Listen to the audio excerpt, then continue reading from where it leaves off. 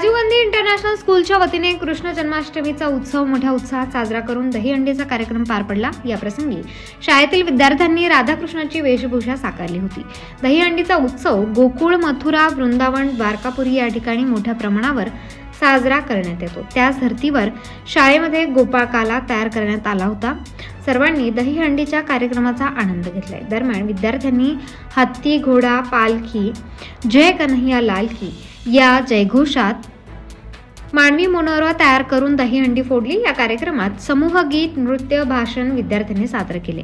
या प्रसंगी स्कूलचे संस्थापक कमलाकर पवार, वैशाली पवार, स्कूलचे प्राचार्य शबनम शेख, पालक व विद्यार्थी उपस्थित होते। या कार्यक्रमाचे सूत्रसंचालन शिक्षिका प्रणाली पवार यांच्या मार्गदर्शनाखाली इयत्ता 7वीचे विद्यार्थी आध्या वागचौरे व पार्थ सूर्यवंशी यांनी केले। कार्यक्रमासाठी सर्व शिक्षक व शिक्षकेतर कर्मचाऱ्यांनी योगदान दिले।